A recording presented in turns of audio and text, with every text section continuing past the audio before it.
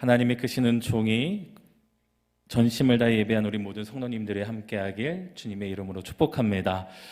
여러분, 주 예수 그리스도보다 더 귀한 것은 없음을 여러분 정말 진심으로 고백하십니까? 우리 하나님께 다시 한번 고백하기를 원합니다. 예수님, 저를 따라하시는 거예요. 예수님보다 귀한 것은 없습니다.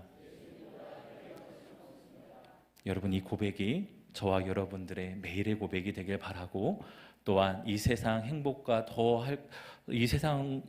비교할 수 없는 그 주님을 붙들고 살아가는 저와 여러분들의 삶이 되길 간절히 소망합니다. 오늘은 성령 강림 후 두 번째 주일이자 평신도 주일입니다. 평신도 주일은 1979년에 제정되었어요. 자신의 정체성과 사명을 재인식하고 결단을 새롭게 하는 계기인 동시에 그리스도 안에서 평신도를 새롭게 정립하는 특별한 날이 바로 평신도 주일입니다. 저는 평신도 주일을 맞이할 때면 항상 가슴에 새기는 단어가 있어요. 되새기는 단어가 있습니다. 바로 성도라고 하는 이름입니다. 여러분, 성도는 직분일까요? 나를 부르신 부르심의 자리일까요? 우리를 부르시는 부르심의 자리입니다. 집사, 권사, 장로, 목사는 우리들의 직분이고 보냄받은 사명의 자리지만 우리 모두는 어디로부터 시작이 되냐? 성도의 삶으로부터 시작된다라고 하는 거예요. 저도 늘 성도로서 살아가고 있음을 고백합니다. 우리가 이 성도라고 하는 이 이름에 담아주신 하나님의 그 거룩한 뜻을 다시금 기억하는 그 시간들이 바로 평신도 주일이다라고 하는 것이죠. 존 웨슬리 목사님으로부터 시작된 감리교회는요, 말씀과 기도로 거룩한 삶, 즉 성화의 삶을 살아가는 평신도 사역자들의 헌신과 뜨거운 사역이 있었습니다. 우리에게는 좀 낯설은 연합신도회, 그리고 우리에게는 이제 익숙하게 된 밴드, 그리고 속회 등 소그룹에서 훈련과 돌봄의 역할을 감당한 평신도 지도자들이 있었기에 오늘날 감리교회가 있었습니다. 그래서 감리교회 역사를 되짚어보면 평신도 설교자들이 있었어요. 목회자들만 설교하는 것이 아니라 웨슬리 목사님은 평신도 설교자들을 훈련시키셔서 곳곳에 파송하셨고 그곳에서 하나님의 말씀을 전하게 하는 일들도 이루어 가셨습니다. 즉 성도들이 주님의 지체가 되어 그리스도의 몸된 교회를 또한 세워가는데 부름받았음을 다시금 확인하는 자리, 그 날이 바로 평신도 주일이죠. 예수 그리스도를 믿어 제자가 되었다고 하는 것, 곧 거룩한 하나님의 자녀로 세상과는 구별되는 삶이 시작되었다는 것입니다. 성도는 거룩한 무리라고 하는 뜻이 있어요. 저와 여러분들은 예수 그리스도를 믿어 거룩한 삶으로 부름받은 하나님의 자녀들인 줄 믿습니다. 그렇다고 한다면 우리들이 살아가는 그 나라가 달라졌다라고 하는 거예요. 우리는 대한민국 국민으로서 이 땅을 살아갑니다. 나의 나라는, 우리들의 나라는 대한민국이에요. 그런데 여러분, 우리의 이 나라는요, 우리의 생명이 다하면 곧 떠날 나라입니다. 그런데 우리들이 영원히 살 그 나라는 하나님의 나라이죠.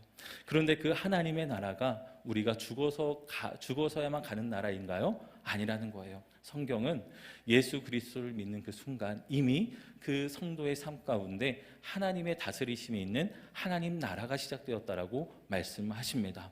그렇기에 성도는 나의 나라에서 하나님의 나라로 옮긴 하나님의 백성들이다라고 하는 것이죠. 그리고 성도는 하나님 아버지의 뜻이 이 땅 가운데 이루어지길, 그리고 나의 삶 가운데 이루어지길 간절히 구하며 그 뜻이 이루어지는데 내 삶을 온전히 내어드리는 사람들이 바로 성도라고 할 수 있습니다. 저와 여러분들은 성도의 삶을 살아가고 있어요. 주님이 가르쳐 주신 기도로 우리가 기도를 하게 되다 보면 우리들의 삶의 본질적인 그 첫 출발점에 대해서 늘 기억하게 됩니다. 그래서 예수님이 가르쳐 주신 이 첫 번째 세 번의 강구는요, 너무나 중요한 말씀이에요. 우리들의 삶이 어떻게 시작되고 있는지, 어떻게 살아가야 되는지, 그리고 우리가 바라보는 그 하나님 나라에 대한 그 명확한 지향점을 우리들에게 가르쳐 주고 계시기 때문입니다. 우리는 지난 시간 아버지의 나라가 임하소서라고 하는 두 번째 강구의 기도에 대한 말씀을 나눴습니다. 그 나라는 어떻게 맞이하는 나라인가요? 가난한 심령으로 맞이하는 나라입니다. 여러분, 지난 한 주간 가난한 심령으로 주님 앞에 서셨는지요?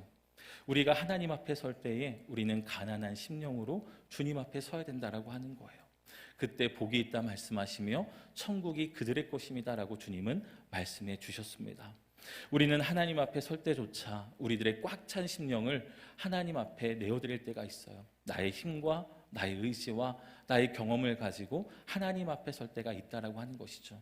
그런데 가난한 심령이라고 하는 것은 우리들에게 아무런 능력이 없음을 하나님 앞에 철저히 고백하며 하나님 없이는 내 삶이 존재할 수 없다라고 하는 그 절박한 심령으로 하나님 앞에 서는 것을 말합니다.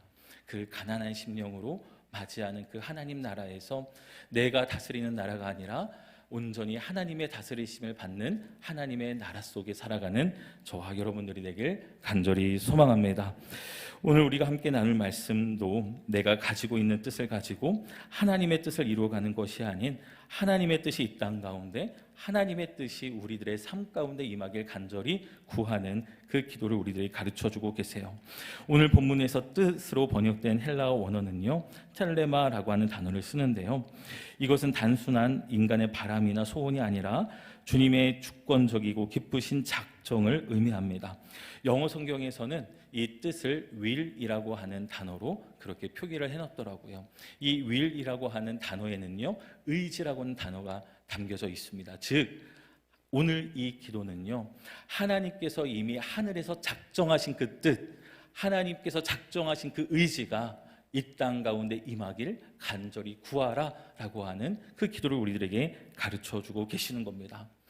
즉 우리들의 기도의 방향이 나의 뜻을 이루어 주옵소서가 먼저가 아니라 하나님의 뜻이 내 삶 가운데 임하길 원합니다 라고 기도해야 된다라고 하는 것이죠.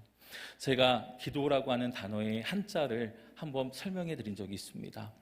기도라고 하는 그 한자에 도끼 근자가 들어가 있다고 말씀드렸어요. 배철원 교수는 그래서 이 기도를 하나님 앞에 도끼를 들고 서는 행위라고 이야기를 합니다. 어마어마하죠. 여러분 기도할 때마다 뭘 들고 서시는 거예요? 도끼를 들고 서신다라고 하는 거예요.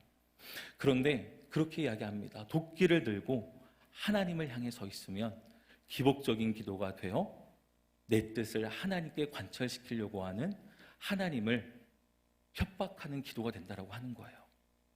그런데 그 도끼를 누구를 향해 돌리는 겁니까? 나를 향해 돌리면 나의 헛된 욕망과 욕심과 그 나의 뜻을 그 도끼로 쳐내려가면서 하나님의 뜻에 맞춰가는 것, 그것이 정말 하나님이 원하시는 기도라고 이야기를 합니다. 여러분 오늘 주님이 가르쳐주신 기도는 바로 그 기도의 의미를 우리들에게 알려주시는 거예요. 너의 뜻이 이루어지는 기도가 아니라 나의 뜻이 이루어지는 기도의 자리가 되기를 원한다. 여러분 여러분의 뜻이 더 큽니까? 하나님의 뜻이 더 클까요? 하나님의 뜻이 훨씬 큽니다. 우리는 우리의 손 한 뼘으로 나의 삶을 재어보려고 하지만 하나님은요, 이 세상의 바다를 하나님의 손바닥에 올려놔도 이 하나님의 손바닥에 다 담을 수 있다고 말씀하세요. 아무리 큰 문제라고 할지라도 손바닥에 얹어놓은 먼지에 불과하다라고 주님은 이사야서에서 말씀하셨습니다. 그렇게 우리는 하나님의 뜻에 맞춰가는 기도를 드려야 된다라고 하는 거예요. 그래서 기도는요, 하늘의 능력을 땅으로 끌어당겨서 내 욕망을 채우는 도구가 아니라 나를 하나님의 뜻에 온전히 맞춰가고 굴복시키는 은혜의 반편이다라고 하는 것을 우리가 기억해야 합니다. 그렇기 때문에 이 기도는요, 우리들에게 참 힘들고 어려운 기도일 수도 있어요. 그러나 여러분, 주님은 이 기도를 제일 먼저 구하기를 원하십니다. 그래야 하나님 아버지의 뜻이 내 삶 가운데 이루어지는 것이 우리들의 삶의 복이다라고 하는 것을 주님은 누리기를 원하셨다라고 하는 거예요. 그렇다고 한다면 하나님의 뜻이 이 땅 가운데 이루어지길 열망하고 기도하는 그 기도에 담길 내용은 무엇일까요? 하나님께서 하늘에서 이미 작정하신 그 뜻, 하나님 아버지의 뜻은 무엇일까라고 하는 것을 오늘 말씀을 통해 함께 나누고자 합니다. 그것은 바로 타락한 우리를 끝까지 포기하지 않으시는 그 사랑을 작정하셨고요, 잃어버린 영혼을 기어이 찾아내시고 구원하시는 그 구원을 작정하셨습니다. 그리고 우리와 영원히 함께하고자 하시는 그 마음을 작정하시고 하나님은 우리 인류 역사 가운데 하나님의 그 역사를, 구원의 역사를 지금까지 이루어가고 계시다라고 하는 거예요. 오늘 말씀이 우리들의 삶을 앞으로 전진하게 하는 굳건한 이정표가 되고, 저와 여러분들이 주님의 기도를 드릴 때마다 하늘에서 이미 이루어진 아버지의 뜻, 그 뜻을 기억하며 그 뜻이 이 땅 가운데 이루어지길 기도하는 그 기도가 되길 간절히 소망합니다. 첫 번째로, 하늘에서 이루어진 하나님의 뜻은요, 우리를 끝까지 포기하지 않으시는 사랑입니다. 여러분, 하나님은 우리를 언제부터 사랑하셨을까요? 여러분, 언제부터 하나님의 사랑을 받으셨습니까? 예수님을 믿기 시작한 후부터요? 교회에 나오기 시작한 후부터요? 에베소서 우리 1장 4절 말씀을 같이 읽어보겠습니다. 시작. 곧 창세전에 그리스도 안에서 우리를 택하사 우리로 사랑 안에서 그 앞에 거룩하고 흠이 없게 하시려고. 아멘. 하나님은 우리가 예수님을 믿는 순간서부터 우리를 사랑하신 것이 아니라 창세 전부터 우리를 택하여 사랑 안에서 거룩하고 흠이 없는 하나님의 자녀로 살아가기 열망하셨다는 것을 에베소서 1장 4절 말씀에 담아두고 계셔요. 하나님의 자녀로 택하신 유일한 근거와 이유는 무엇이었을까요? 오직 사랑이었습니다. 하늘에서 이미 우리를 향한 다음없는 사랑의 뜻이 완벽하게 세워져 있다는 것을 말씀을 통해 확증해 주셨어요. 그런데 여러분, 하나님이 우리만 사랑하실까요? 우리가 살아가는 이 창조 세계를, 하나님께서 창조하신 이 세계를 주님은 사랑한다고 말씀하셨습니다. 요한복음 3장 16절 말씀을 같이 읽겠습니다. 하나님이 세상을 이처럼 사랑하사 독생자를 주셨으니 이는 그를 믿는 자마다 멸망하지 않고 영생을 얻게 하려 하심이라. 아멘. 하나님이 세상을 이처럼 사랑하셨대요. 독생자 예수 그리스도를 내어주실 만큼 하나님이 창조하신 세상을 사랑하셨습니다. 그리고 그를 믿는 자마다 멸망하지 않고 영생을 얻게 하시기 위하여 주님을 이 땅 가운데 보내주셨고 그 사랑을 보여주셨다라고 하는 거예요. 이 사랑의 조각이 예수 그리스도의 삶에서만 빛나고 있는 것이 아니라 하나님께서 창조하신 그 이야기에서부터 빛나고 있습니다. 창세기 1장을 보면 매일 창조 사역이 끝마칠 때마다 하나님은 그 심정을 이렇게 담아내세요. 보시기에 좋았더라. 아멘. 여러분은 하루하루의 삶을 매듭 지으며 내가 보기에 참 좋았던 하루였다라고 고백하십니까? 하나님은 말씀으로 하루하루를 창조해 가시며 그 모든 일의 매듭 지음을 바라보시고 내가 보기에 참 좋구나 라고 주님은 그렇게 고백하셨어요. 왜냐하면 하나님이 창조하신 이 세계가 너무나 사랑스럽기 때문에 그렇습니다. 그리고 사람을 창조하신 뒤에 온 세상이 하나님의 질서 속에 아름답게 지어진 것을 보시기에 심히 좋았더라. 주님은 그렇게 말씀하세요. 사랑하셨기 때문에 그렇습니다.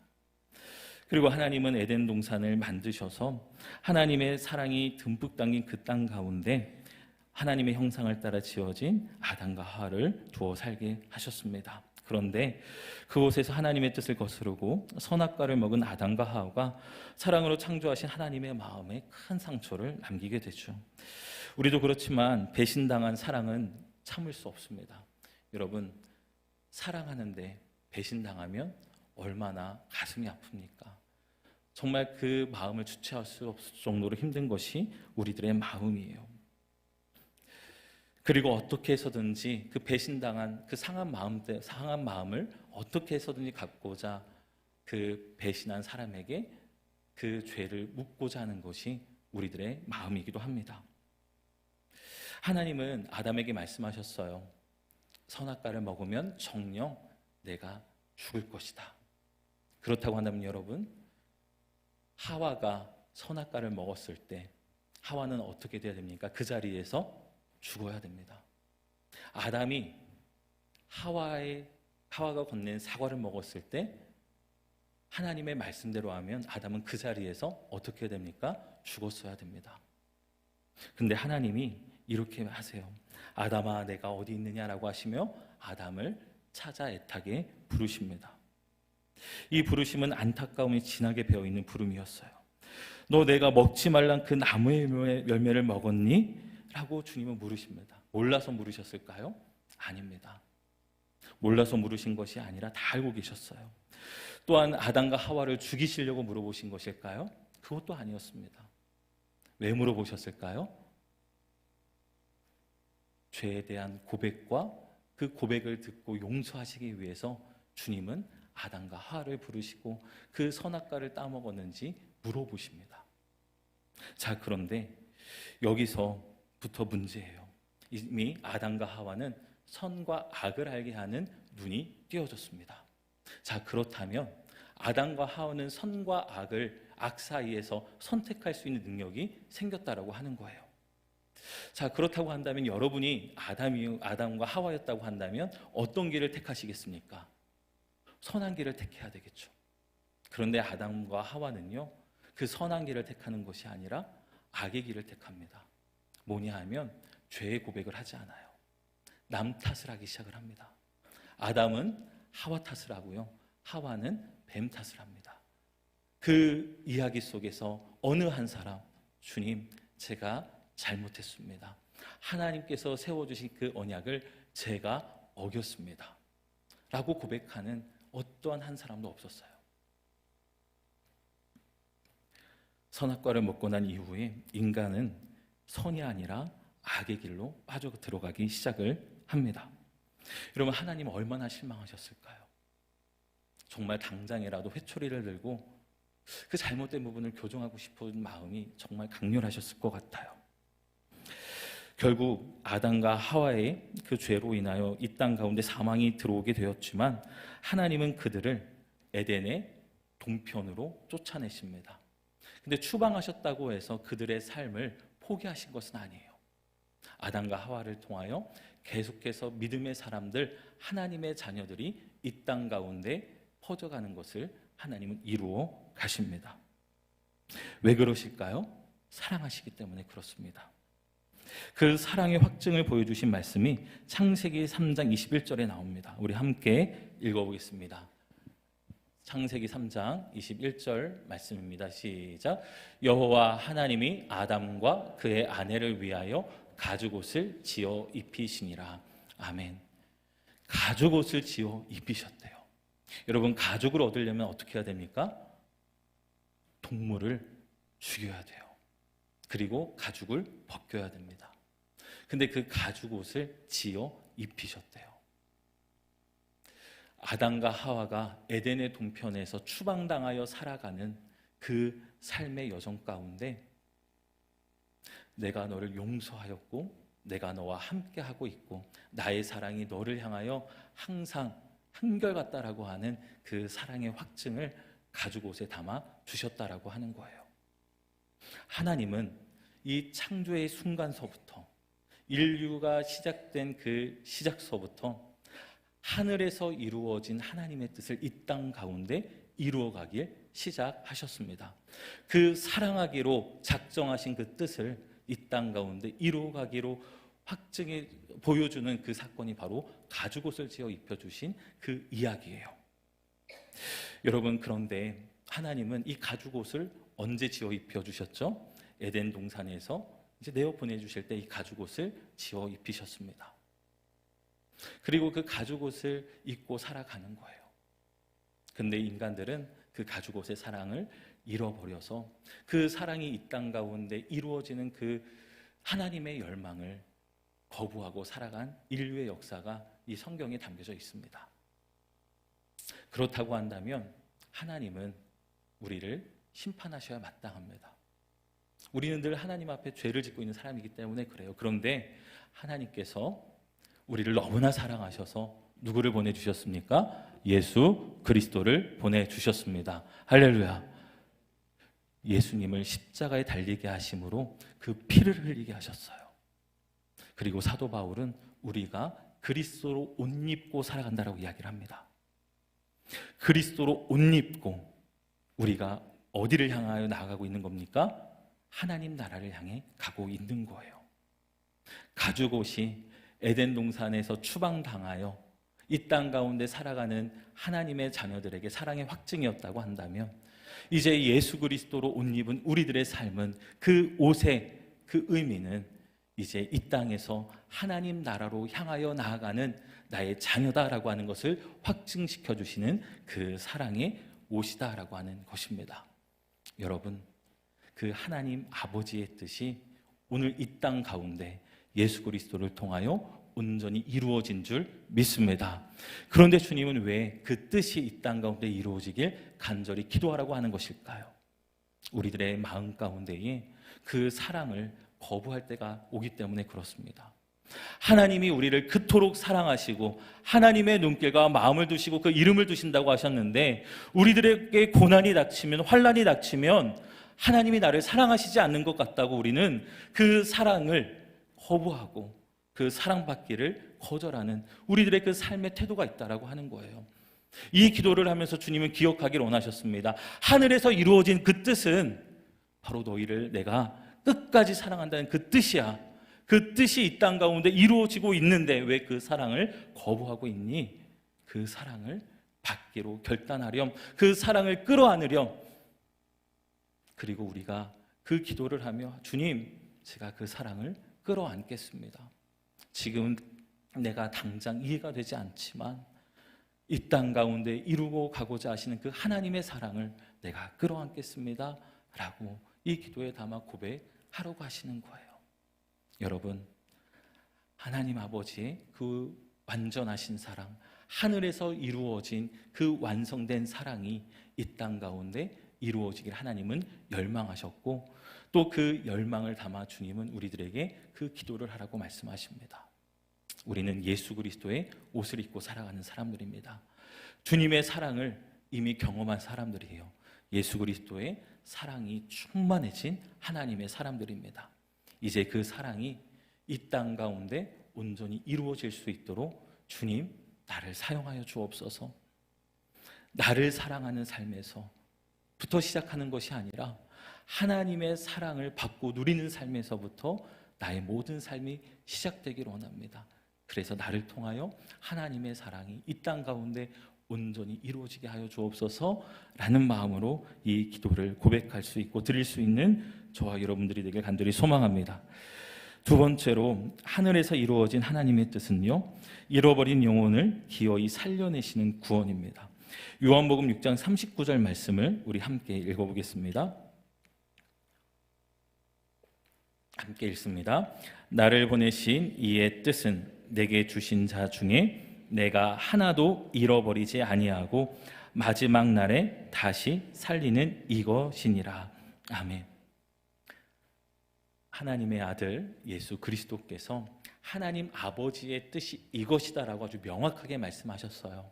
내게 주신 자 중에 내가 하나도 잃어버리지 아니하고 마지막 날에 다시 살리는 이것이니라. 즉 구원의 의지를 이 말씀에 담아 주셨습니다.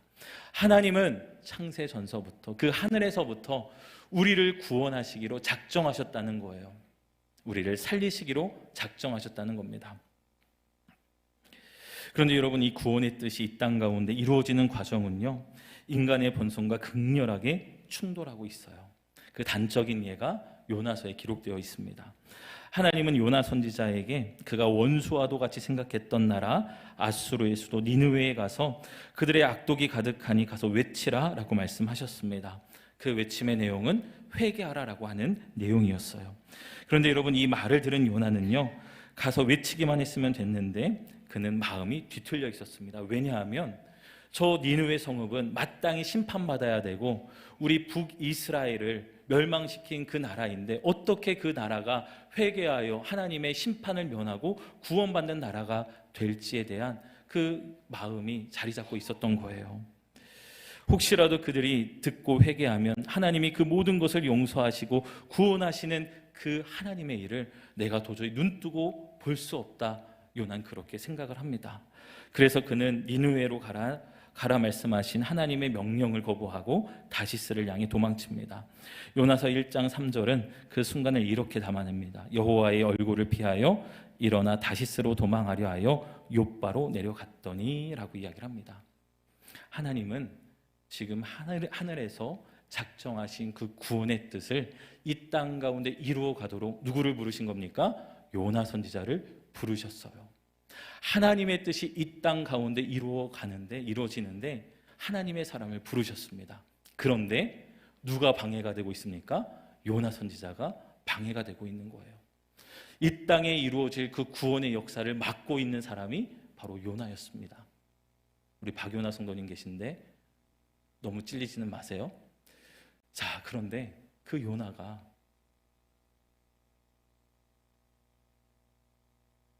바다에 빠지게 되죠. 그리고 그곳에서 다시금 회심하여 니느웨로 갑니다. 그리고 열심히 하나님이 말씀하신 대로 선포하기 시작을 해요. 그런데 요나가 염려했던 일들이 일어납니다. 니느웨 성읍 사람들이 하나님의 이름을 두려워하며 다 같이 옷을 찢고 머리에 죄를 뒤집어 쓰며 회개하며 하나님께 구원해달라고, 용서해달라고 기도하는 거예요. 하나님이 심판을 멈추셨습니다. 그 뜻을 돌이키셨어요. 구원하셨습니다. 하나님께서 이미 작정하신 그 구원의 뜻을 요나 선지자를 통하여 그 땅 가운데 이루어 주셨다라고 하는 거예요. 그런데 여러분, 요나서 4장 1절 말씀을 보면 요나가 이렇게 반응합니다. 요나서 4장 1절 말씀입니다. 같이 읽어볼게요. 시작. 요나가 매우 싫어하고 성내며. 여러분, 여러분이 요나라고 한다면 기뻐하시겠습니까? 아니면 요나처럼 싫어하고 성내시겠습니까? 어떠실 것 같으세요? 싫어할 것 같으세요? 요나였다고 한다면 싫어하는 것이 아니라 성내는 것이 아니라 기뻐하고 즐거워해야죠. 하나님이 구원하셨는데. 근데 요나는 매우 싫어하고 성냅니다. 왜냐하면 나의 뜻이 살아있기 때문에 그래요. 하나님, 나는 하나님의 뜻을 받아들일 수 없습니다. 어떻게 아수르의 수도인 이 니느웨를 용서하십니까? 심판하셔야죠. 왜 구원하십니까? 이 마음이 있었던 거예요. 그런데 하나님이 요나서 4장에서 그렇게 물어보십니다. 요나야, 내가 성내는 것이 옳으냐? 하루아침에 났다가 저녁에 사그라지는 박너쿨도 내가 그렇게 아꼈는데 내가 니느웨도 그렇게 아끼는 하나 나의 백성이다라고 주님 말씀하시며 성내는 것이 옳으냐라고 말씀하십니다. 여러분, 뜻이 하늘에서 이루어진 것 같이 땅에서도 이루어지길 원하는 이 기도는요, 하나님이 이루어 가시는 그 구원의 역사를 내가 주님, 나의 생각과 판단의 잣대를 내려놓고 온전히 하나님의 뜻과 의지에 따르겠습니다라고 하는 믿음의 고백이 담겨 있습니다. 우리들의 삶으로 한번 끌어들어와 볼까요? 여러분, 여러분들의 삶에도 요나가 니느웨 성읍을 생각했던 것 같이 원수처럼 생각하는 사람들이 있으실 거예요. 내가 입 밖으로 내지 않았지만 내가 저주했던 그 사람들이 있을 겁니다. 저에게는 없냐고요? 부끄럽지만 저에게도 있어요. 그런데 그 마음을 품고 살아가면 결국에는 하나님의 뜻이 이 땅 가운데 이루어지는 것을 가로막고 있는 사람이 되는 것이더라고요. 그런데 여러분, 내가 원수처럼 생각하는 그 사람에게 누구를 보내시는 겁니까? 나를 보내시는 거예요. 예수 그리스도의 마음을 품은 나를 보내시는 겁니다. 그러면서 외치라고 하시는 거예요. 얼마나 힘들었을까요? 요나가 그 니느웨 성읍을 돌면서 회개하라고 외칠 때 얼마나 모래알을 씹는 것처럼 힘들었을까요? 그런데 외쳤더니 하나님은 구원하시는 거예요. 그런데 여전히 우리들의 마음은 그 구원이 이 땅 가운데 이루어지는 것을 못마땅해 하고 여전히 우리들의 감정과 우리들이 세운 뜻 때문에 하나님의 구원의 역사를 성내고 불편해하는 마음으로 바라보고 있는 그 요나의 모습이 오늘 우리들의 모습이기도 하다라고 하는 거예요. 여러분, 니느웨로 가라고 하시는 하나님의 말씀에 붙들려 살아간다고 한다면 내가 원수처럼 생각했던 그 사람이라 할지라도요, 하나님의 구원받는 백성이라는 것을 인정하시길 바랍니다. 제가 오늘 말씀을 준비하면서 하나님이 저에게 그렇게 물어보셨어요. 너 내 사람을 미워할 자격이 있니? 라고 물어보셨습니다. 내가 하늘에서부터 작정하여 사랑하기로 작정한 사람인데, 내가 구원하기로 작정한 그 사람인데, 최 목사야, 너 그 사람을 미워할 자격이 있니? 주님, 저 자격이 없는 사람이었네요.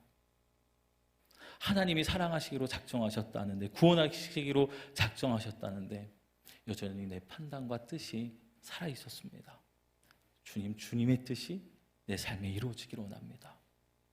내 뜻을 꺾고 주님의 뜻에 따라 용서하고 사랑하고 주님의 구원의 은혜가 내가 정말 마음을 불편하게 생각했던 그 사람의 삶 가운데도 임하길 기도하겠습니다. 이것이 아버지의 뜻이 하늘에서 이루어진 것 같이 땅에서도 이루어지게 하소서라고 하는 기도에 담긴 의미예요. 여러분, 그래서 이 기도를 드릴 때마다 우리들의 그 가슴 가운데에 요나와 같은 그런 삶이 아니라 예수 그리스도의 삶이 온전히 세워지게 되길 간절히 소망합니다. 예수님은 다시스로 가지 않으셨어요.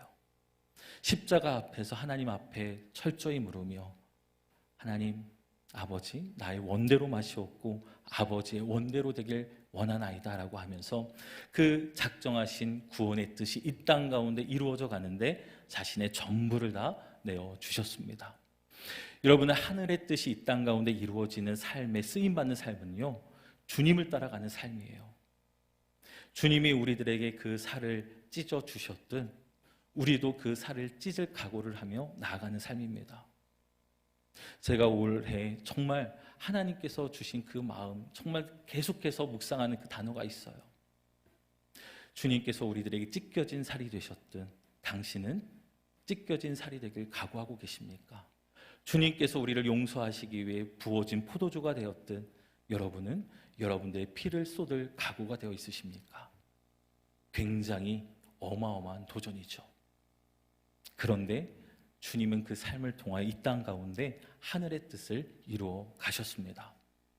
여러분, 우리가 뜻이 하늘에서 이루어진 것 같이 이 땅 가운데서 이루어지길 기도할 때에 주님을 기억하기를 원합니다. 십자가를 기억하기를 원합니다. 그 구원의 뜻을 어떻게 이 땅 가운데 이루어 가셨는지 우리가 기억하며, 주님, 내 뜻을 꺾고 주님 뜻에 따르며 하나님의 구원의 역사가 이 땅 가운데 온전히 이루어지는데 나를 사용하여 주옵소서 기도하는 저와 여러분들의 기도가 되길 간절히 소망합니다.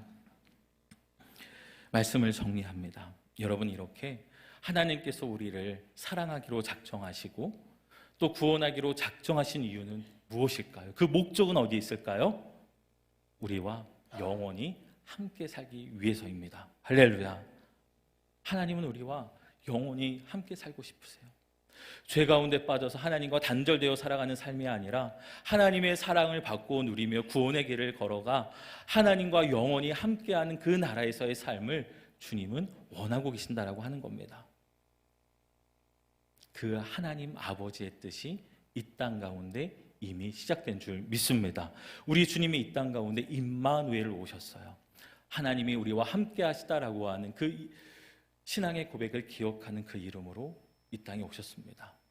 여러분, 우리들의 그 기도가 정말 하나님이 우리와 함께 하시는 그 기도의 자리라고 하는 것을 기억하며 하나님께서 우리를 사랑하시겠다고 하신 그 작정을, 또 우리를 구원하시겠다고 하신 그 의지를 기억하며 그 사랑과 그 구원이 이 땅 가운데 온전히 임하길 기도하는 저와 여러분들이 되길 간절히 소망합니다. 그리고 그 기도한 대로 그 기도가 여러분들의 삶이 되길 주님의 이름으로 축원합니다.